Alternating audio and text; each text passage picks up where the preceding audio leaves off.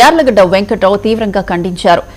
BLA శిక్షణ సమావేశాలను వ్యక్తిగత విమర్శలకు వేదికగా మార్చడం దురదృష్టకరమని వ్యాఖ్యానించారు. తనపై చేసిన ఆరోపణలు నిరాధారమని, గన్నవరం అభివృద్ధిపై బహిరంగ చర్చకు సిద్దమని స్పష్టం చేశారు. రాజకీయాల్లో దూకుడు మాటలను మానుకొని ప్రజా సమస్యలు, అభివృద్ధి అంశాలపై చర్చించాలని పేర్ని నానికి సూచించారు. టీడీపీ, జనసేన నేతలు కూడా పేర్ని నాని వ్యాఖ్యలను ఖండిస్తూ రాజకీయ హుందాతనం పాటించాలని కోరారు. ప్రజాస్వామ్యంలో గడిచిన 2-3 రోజులుగా నేను మీడియాతోనే తక్కువ ఉంటా.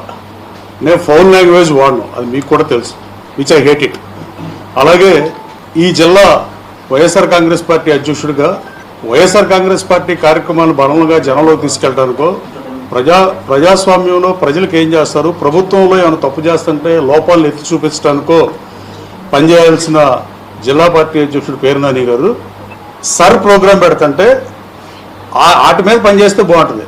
సర్ ప్రోగ్రాం పెడితే అది బూత్ లెవెల్ ఏజెంట్లు బిఎల్ఓలతో చెక్ చేసుకుని ట్రైనింగ్ ప్రోగ్రాం పెట్టినప్పుడు ఆ ట్రైనింగ్ ప్రోగ్రాంకి వచ్చి వివాదాస్పద వ్యాఖ్యలు చేయటం అవి ఎంతవరకు సబబు అనేది ఆలోచించుకోవాల్సిన అవసరం ఉంది. నిన్న కూడా మచిలీపట్నంలో మళ్ళీ ఆ సర్ మీటింగ్ పెట్టి, ఆ సర్ మీటింగ్ అనేది ట్రైనింగ్ ప్రోగ్రాం అయితే నా గురించి అక్కడ మాట్లాడటం వల్ల వాళ్ళకేం అర్థమవుతుందో నాకైతే అర్థం అవ్వలేదు. గడిచిన 2-3 రోజులుగా నేను మీడియాతోనే తక్కువ ఉంటా. నేను ఫౌల్ లాంగ్వేజ్ వాడను, అది మీకు కూడా తెలుసు, which I hate it.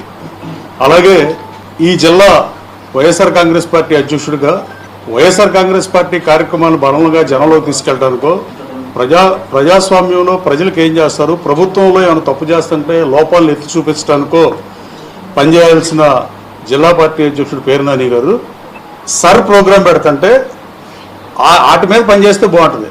Sir programme పెడితే అది బూత్ లెవెల్ ఏజెంట్లు బిఎల్ఓలతో చెక్ చేసుకుని ట్రైనింగ్ ప్రోగ్రాం పెట్టినప్పుడు ఆ ట్రైనింగ్ ప్రోగ్రాంకి వచ్చి వివాదాస్పద వ్యాఖ్యలు చేయటం అవి ఎంతవరకు సబబు అనేది ఆలోచించుకోవాల్సిన అవసరం ఉంది.